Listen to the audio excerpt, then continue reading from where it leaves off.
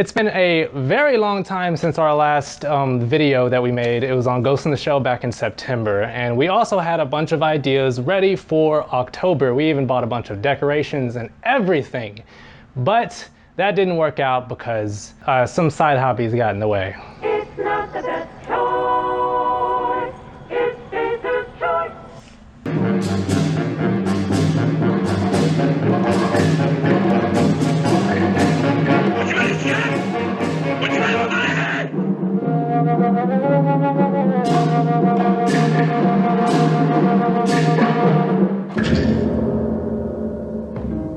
So we're going to talk about not just Rashomon, but a huge line of Akira Kurosawa films. Rashomon. Rashomon.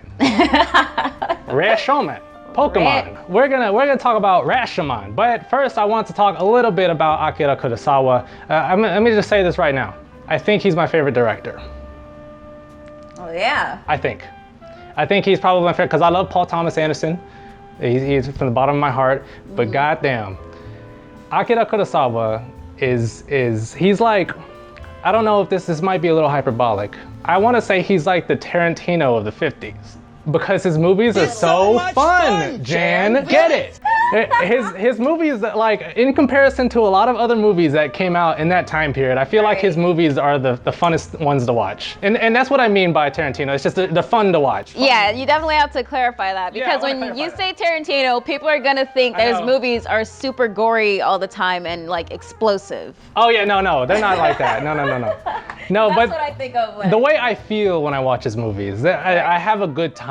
Right. And that's how right. A lot of films during that time period they take a long time to kind of get you excited and to like get you hooked. But usually with his films, right then and there, like you are in it.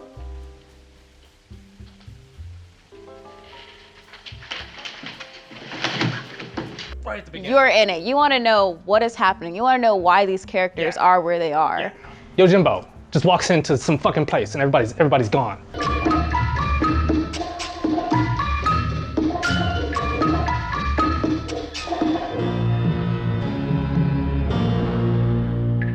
Hidden Fortress. A man's running off and we don't know what he's running from. And then we see what he's running from. Yeah.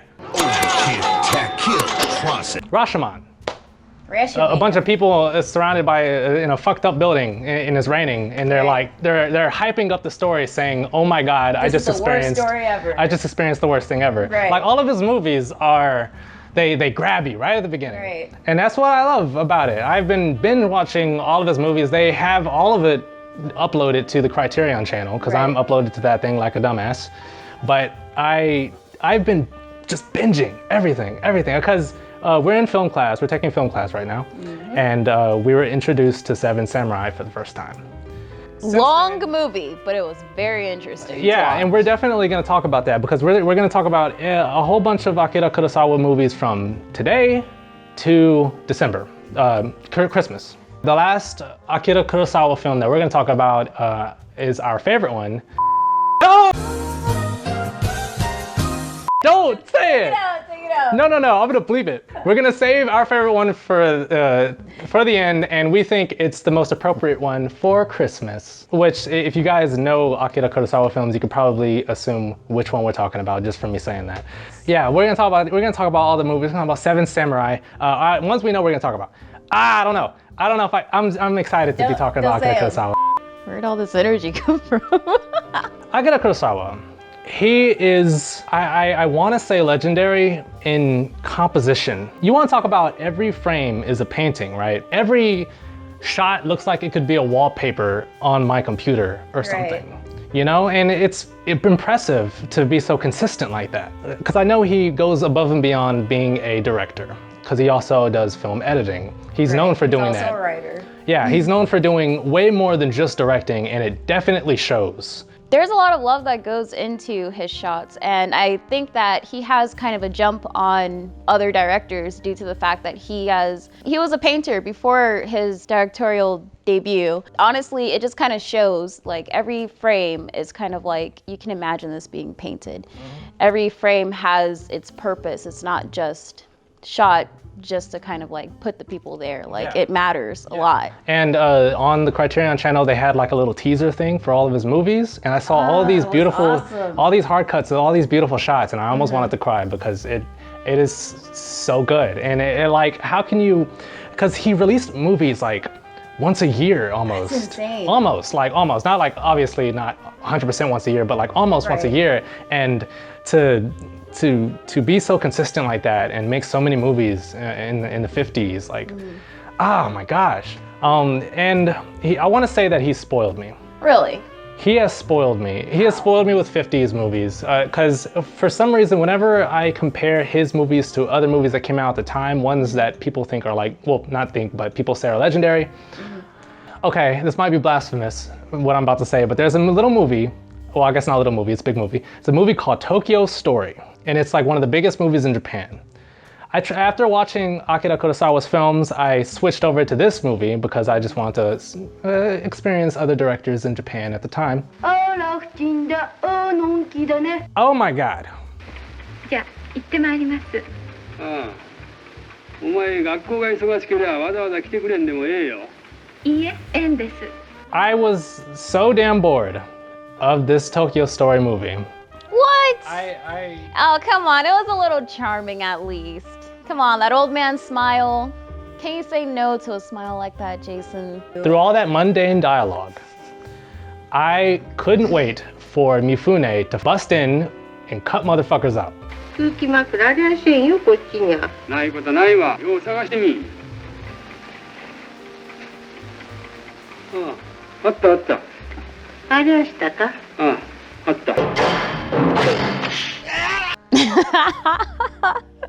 Not gonna lie, that would be really cool just to watch these people go about their everyday life and Mifune bust through. What interests me the most is that all of his shots they feel very calculated. Like I said before, they say he's demanding, it definitely shows. So we're making this video for our film class. It's supposed to be an analysis of something that came out before 1993, right? Right. Obviously, well, I wanted to do Memento. It's to keep the hipsters from doing Pulp Fiction, Jason. Yeah. But I mean, we're gonna stop here. We need to get to the movie. We need to get to Rashomon. We don't want to waste too much time. Okay. We're gonna have multiple videos across a bunch of his movies, a good handful of his films. We're gonna be releasing them over time through Christmas, so we'll have plenty of time to talk more about his background and stuff like that. So there are a lot of themes that Akira Kurosawa tends to juggle around in this film. One thing that I've noticed a lot is there's a difference between fact and reality. The reason why this theme is just so important to the film is because something that is fact is something that is accepted as the truth. But however, someone's reality may not be true. That's someone's personal truth, but it's not really the truth. So, and that plays a really huge part in this movie. Yeah, what you just said gives me a giant headache. Yeah, it's not just about, because throughout the movie we're basically hearing testimonies from different people for the same scenario. Yeah, it's not just about the unreliability of eyewitnesses, but how personalities and egos can change the perspective of the same scenario. Right. And it's interesting because what makes that concept like really beautiful is art in general can be seen like that, because depending on your background, you could view a piece of art differently than another person does. Right, because at the end of the day, it's how it made you feel or what you think of it. It's just your perspective, really. But someone else's perspective is obviously going to be drastically different. Yeah, and that's the core theme of the movie. And it's such a real topic too. Like, just imagine yourself being in a situation with someone,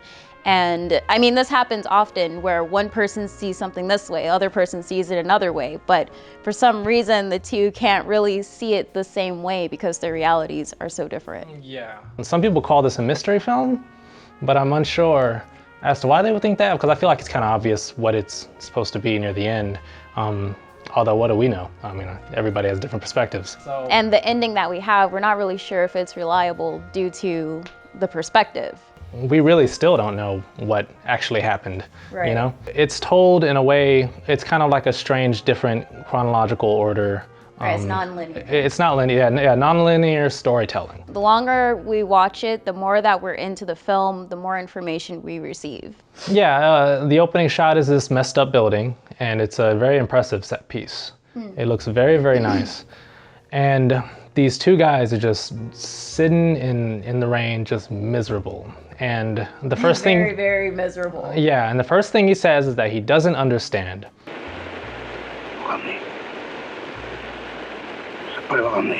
You know, the audience is kind of the same way. We're sitting here wet and dirty and gross, and we don't know what's happening. We don't know why this building is destroyed. I don't even think we really learn why this building is destroyed, but... I don't think we do. No, we don't. No. I want to say that that messed up building, it is referring to not just the evil of the world, but the desolation of society post-World War II. You start the movie off with this heavy pouring rain. Rain is already something that people use to make something very dramatic, or like it sets the mood for something. You're wondering like what is happening. It's not nearly as bad as they make it seem, I feel like. Because they're like, people can't be this terrible, you know? Right. So I was thinking like, what happened? Is it like mass murder or something? I thought it was about just how people can be from the woodcutter's perspective. Yeah, that's why it's so bad. Yeah, they are. I guess it's like some kind of disappointment in humanity. Yeah, that's what I'm thinking. Yeah, we have a man who's kind of lost his faith, and then the priest is kind of still trying to hold on to his faith. And then a dirty, gross commoner comes up, and he's very, very cynical. Akira Kurosawa's films are great examples of films being a product of their time. A large majority of his movies, I remember there was a quote where he said, "Why can't people be happier together?" That was something that he said. And you can really feel that theme throughout all of his movies, a large majority of his movies. It has this cynical man, because you gotta remember, these movies came out post-World War II Japan, right? So we have the nuclear bomb and all that. I'm not like a professional at Japan's history or their culture or how society was at the time, but I from what I've seen from his films, it seems like there was a lot of social disorder. There was a lot of people not helping each other when society needs that help. Yes! Exactly, especially like from people who are more rich, more wealthy. They definitely don't want to have anything to do with those who aren't as lucky as them. So there's definitely a huge gap between those people. I see that as a recurring theme. And I want to say that this guy who approaches them, this commenter, it kind of felt like maybe he was the audience in a way. Like, in a way, yeah, he was the audience. He was basically like the voice of reason. He was the thing that kept the plot moving, actually, because he questions, he challenges their ideas and their thoughts. And he also doesn't know what happened, just like we don't. Exactly. He's asking the same questions that we're asking. So it kind of makes me feel like maybe that's supposed to be the audience, which is kind of depressing. If that's what it is, I don't know for sure, but it would make sense.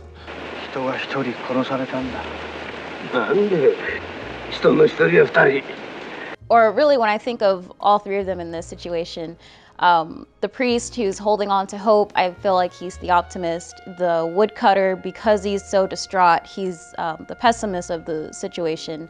And then the commoner would be the realist. He just says that this is just how things are. People are this way. You should accept that. Like, it's normal for people to lie. You shouldn't be so bummed out about it. Three pretty different personalities there. Shimura starts to tell his version of the story about what they're really upset about. And it's a lot of shots, a lot of long, well, I guess I wouldn't call them long takes, but a lot of wide shots of him walking through the forest. Right. A lot of people seem to make note of the sun in this movie. I'm kind of unsure as to whether or not why. he was the first. Oh.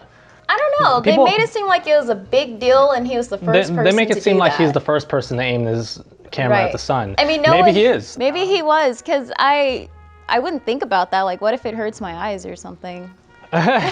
So he's just experimenting just in case he gets blind. I don't know. He's gonna figure it out. We have those shots of the woodcutter going through the forest. Yeah, and he starts Lots of shots of the scenery. And he starts to find things on the ground. He finds like a hat on the tree, and then he runs into a body, and we have this nice shot of the two arms in rigor mortis. Yeah.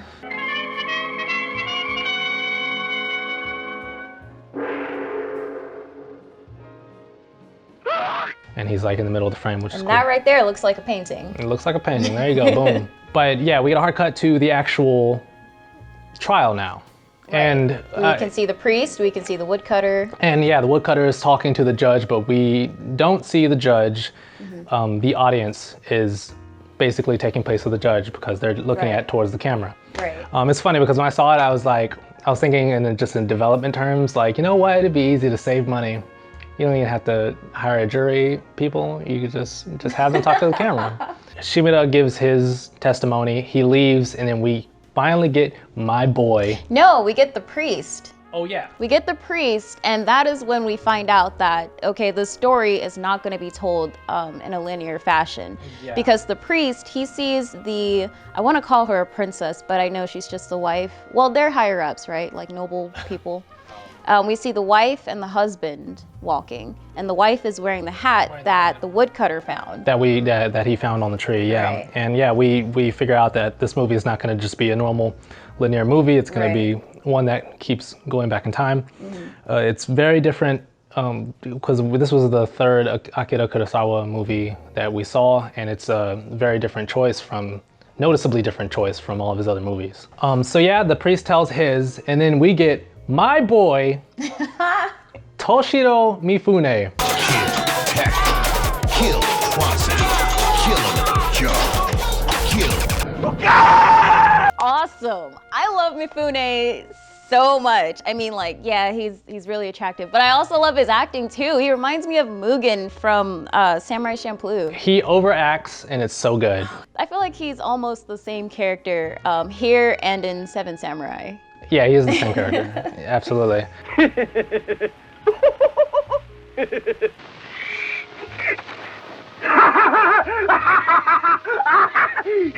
He's known as that character in Seven Samurai that everybody mostly remembers from Very the movie. over the top, Over the top. has to be And seen. yeah, and when you first see him, he's just staring up at the sky like a crazy person. The person who has him tied up is, I think, a police officer, a cop.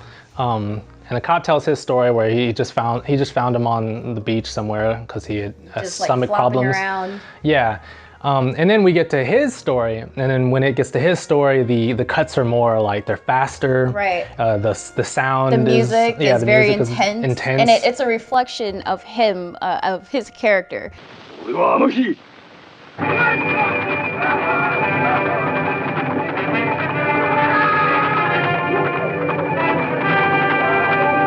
雨茂を走らせているうちにたまらなく喉が渇いた。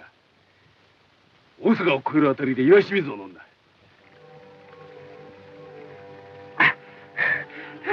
Yeah, and it's really funny. It's comical. It is. He really, really boasts himself in his story. He does, and usually people who boast themselves like that, they're overcompensating for something. So this was a couple years before Seven Samurai. So this was the first time that they witnessed him. I want to say that at the time, he kind of captivated audiences because of his extreme jumps of emotion. He's very good at doing that. And I want to say not too many actors were doing that at the time. But yeah, so he starts to tell his story, and I remember there's a scene where he is sleeping next to the tree, and the woman and the husband walk by him, and there's no dialogue, mostly just silence, right? And it's a great example of storytelling through visuals, because by the end of that scene, you have the wind blowing, and he looks up and he notices her, and you can tell that he thinks that she's beautiful, even though she has the weirdest eyebrows ever. She has traditional eyebrows, the eyebrows of a noble woman. I really thought that it was interesting that Akira Kurosawa told Toshiro Mifune, to have the essence of a lion for this character. And you can definitely see that with just how loud and proud he is with his portrayal of this character. He's gonna stalk his prey.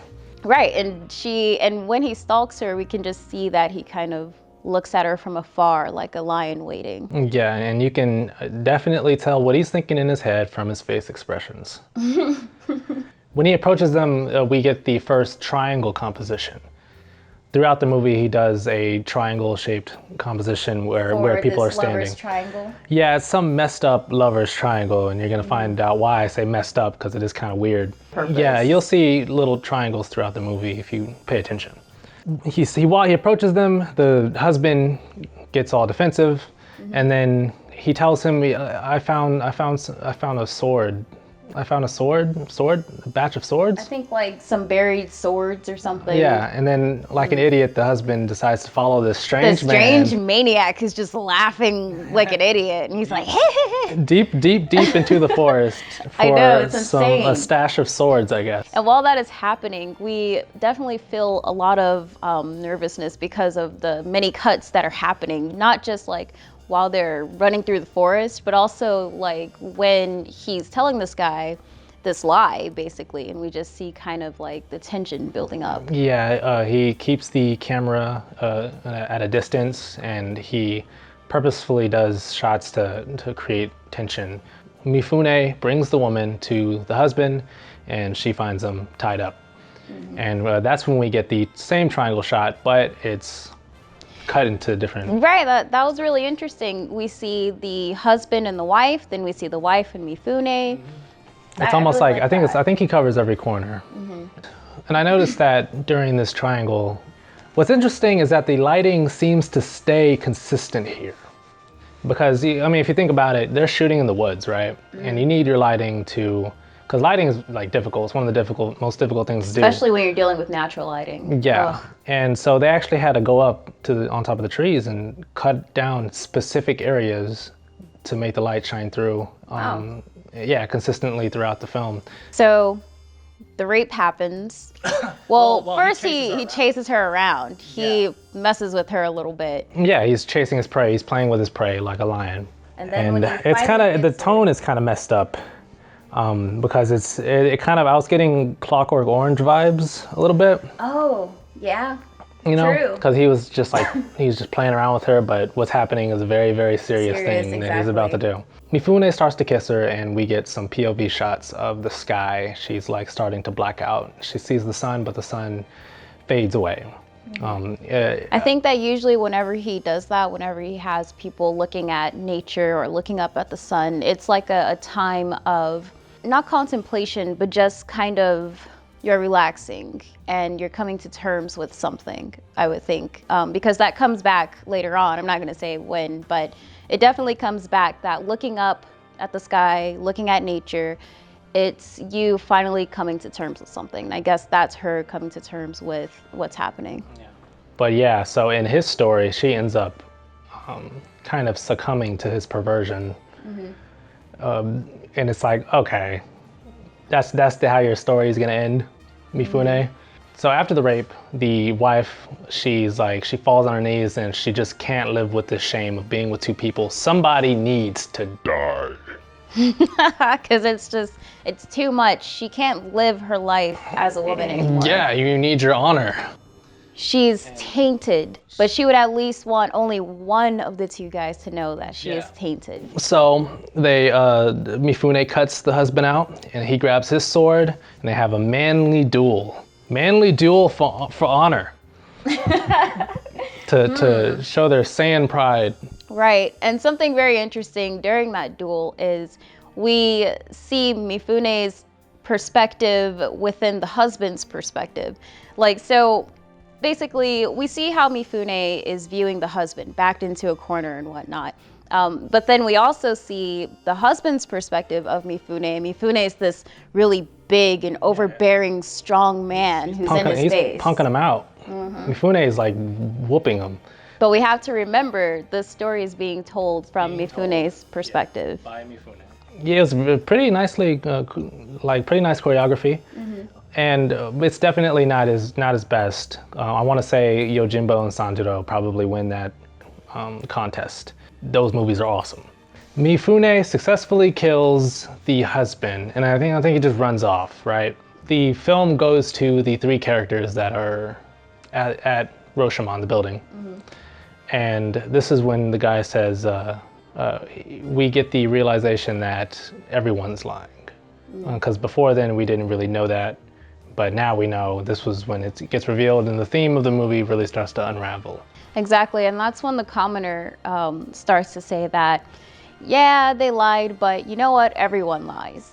It's human to lie. People not only lie to each other, but they lie to themselves. After that is when the priest says, from his perspective, that when he saw the wife, she didn't have a fierceness in her eyes like how Tajamaru said that she did. In fact, she looked very demure and very, I think he said pitiful, very weak, feminine, and fragile like. And now we start to hear her story, which is vastly different from Mifune's. After the awful rape happens, Mifune just kind of runs off like a monkey. He just runs off into the sunset. Yeah, he just runs off, and then the woman's left crying. She gets up to look at her husband, and then we get a really dramatically flings her arms around him. Yeah. We get a really nice, because we don't know what she's looking at yet, because she takes a look at her husband's face, and her acting throughout this entire scene is very well done, because he has that look of contempt on his face. yeah, he has a really like hard look of contempt on her face, and it's on his face, and it's really messed up. Like it's really like, oh. Right, you would think that he'd feel mortified that something like that happened to his wife, but I guess for its time, something like that happening to your wife, now she's dirty, Yeah. she's useless. And for some reason, he's not saying anything. right. And that she's makes it scary. yeah, and she's like backing away, like, why aren't you saying anything? Stop looking at me like that. And there's a really nice shot of her lifting her hands to her face, and she's like peeking in between her fingers, which I always remember. At the end of her story, she doesn't remember if she killed the husband or not, which is a little suspicious because we don't really know the truth yet. And that's how she ends her story, and it's like it's very open-ended, and I think Open-ended, that yeah. is on purpose. Definitely. And we go back to our three characters again, and the scumbag is all like, never trust the woman's story. And that's when I kind of started noticing a trend of the women in Kurosawa's films. A lot of them usually end up being Sneaky and conniving. Sneaky and conniving. Yeah, it's a good way to put it. It's a very interesting thing to point out, but actually, I don't know. I don't know if I can say that. I wouldn't say that for this one. Yeah, not for this one, not for like Hidden Fortress. Right. Hidden Fortress. Yeah, this one is just it's an over-exaggeration of true feelings, I would think, that a woman would have in that situation. That a woman would have in a situation, Right. yeah. And Throne of Blood was a remake of Macbeth, and that's how the wife on Macbeth was. So. Right. Then we have a surprising third perspective. The guy says a shaman came and the husband was able to speak. And then like the commenter is like, that's bullshit, which is normal to think, as whatever. Right. And yeah, that's dumb. It is kind of dumb for a shaman to have a voice for somebody who's dead. Right. But due to the theme of the movie being the natural ability for humans to lie, the idea of a shaman telling a story from the dead would be just as real as anybody else's. What a dead man says is just as valid, and it's acceptable because the film has already established that all versions of reality is a lie anyways.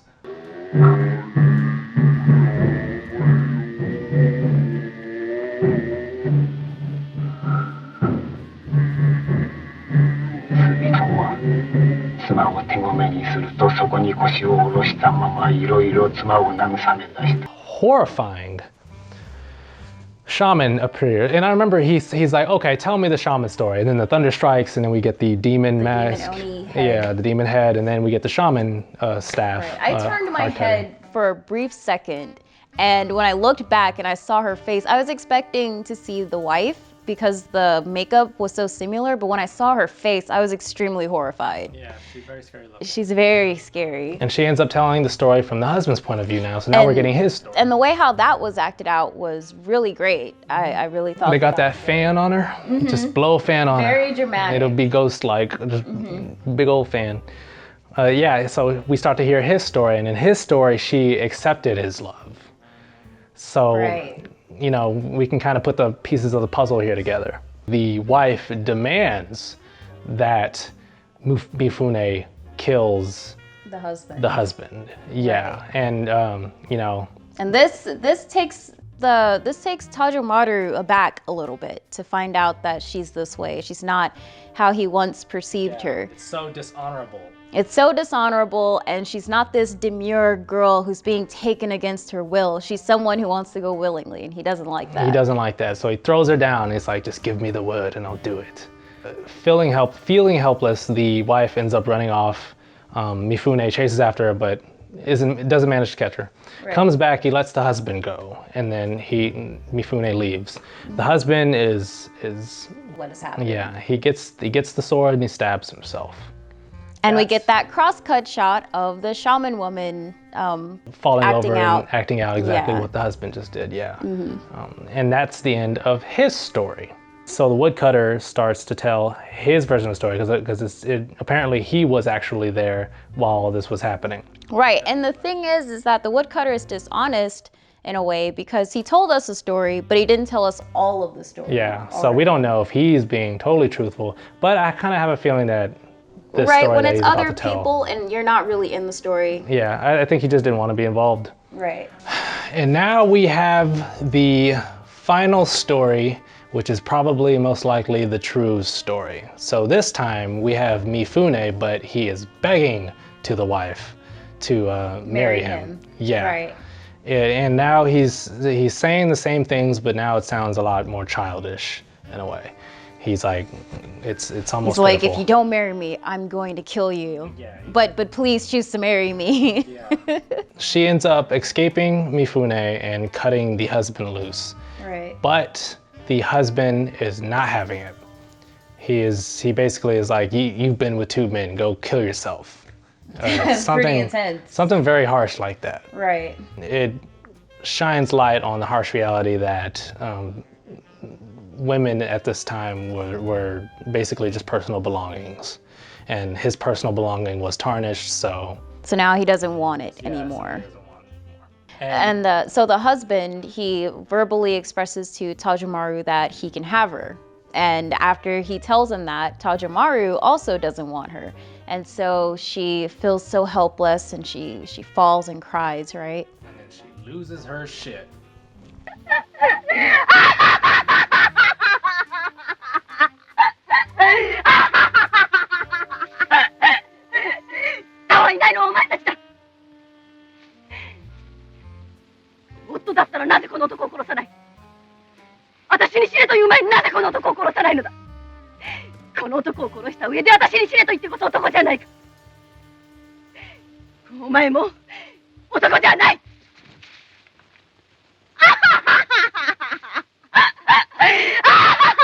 That's when she reveals her true self, her true feelings about all of this. Which are very valid feelings. Very Right. valid feelings for someone to have in her position.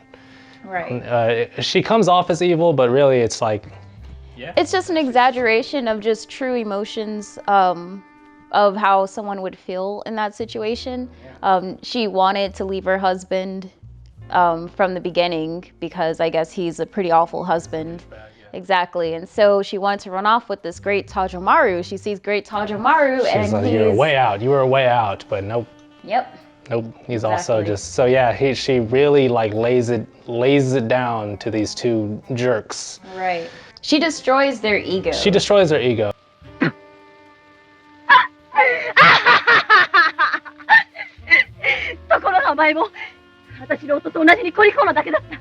And we're about to see the battle of the century, because throughout his movies, it's easy to confuse heroism with desperation, right? Right. His most badass movies, Yojimbo and Sanjuro, the star is a hero, but he's really just a manipulating trickster who needs money for food. Right. Right. Someone who uses pocket sand just to get an advantage. Right, somebody who does dirty tricks, yes. And so what we have is just a giant embarrassing parody of the fight that happened before. The real fight. Yeah, So she egged them on to do this fight after crushing their ego, so now they really feel like they have to prove something. And they show this desperate Long, desperate battle to protect their ego. And they look like bumbling fools. And we see, and it's interesting because it's the choreography is the same, but just how it's done is different. Yeah, it's sloppy and Right. messy, and yeah, and he's throwing out the pocket sand. Pocket sand. I don't know what happened there. Did he kill him? Yeah, Mifune does actually end up killing the husband, and then in fear he runs off. All right. And that's what we believe is the true story. And that's really where the story ends. The final scene is like this weird scene with the baby. Right. The priest, well, all three of them, they find this baby, and the commoner, he steals the robes and everything from the baby and like some amulet or something. Yeah. And then I know that the woodcutter and the commoner, they have a conversation before the commoner runs off. They use that general term, faith in humanity, right? Faith. Oh gosh, it's so heady. It's so thoughtful. It's so emotional. Oh, yeah, he does say that. He says to have faith in humanity. Yeah, which is kind of a general term, like faith. You need faith in humanity, you know. That's kind of, it's weird. It's like that's. I think is that that's what the this was overall for? message. It's a very general message, but I think that how the story is told is, it makes up for such a general message. Yeah. I like all the other stuff in the movie, but just the idea of having faith in society works a lot better in his other movies, in my opinion. His other movies do a much better job at the idea, the why can't society be happier together idea. It's done much better. This one kind of felt tacked on for me. Like all of a sudden, after we just talked about this really complex storyline where people are never really telling the truth, that the perspectives can be different according to who you are. We have this really generic, keep the faith. It's so thoughtful. It's so emotional. Message at the Right. end. I think that whole thing, the scene between the commoner and the woodcutter, it was supposed to show that he's having a change of heart because, like how I said, he was a pessimist initially. Yeah, they couldn't believe that this kind of evil existed. Right, and the rain comes back into play. I think that the rain was supposed to signify him changing, being washed from his initial thoughts to having a new perspective. And at that last scene, we get the first dissolve cuts, because throughout the movie he's been using hard cuts, but now he's using dissolve cuts because he's showing a change in tone, and that's when the rain stops and Shimura walks out with the baby and he's looking up, because first he wants to take the baby to try to take care of it, but the priest doesn't really believe him. He says he has 6 kids, but was he telling the truth though? That I don't know. I don't know. But what would he want with a baby? Why would he need to lie? He's gonna do some weird baby shit. But that's Rashomon. Really in a nutshell. I don't know how long this video is gonna be. Hopefully it's not too long. But yeah, it's check it out. It's really good. We're gonna try to release as many Akira Kurosawa movies as we can before Christmas. Hopefully it all works out. But yeah, thanks for checking it out.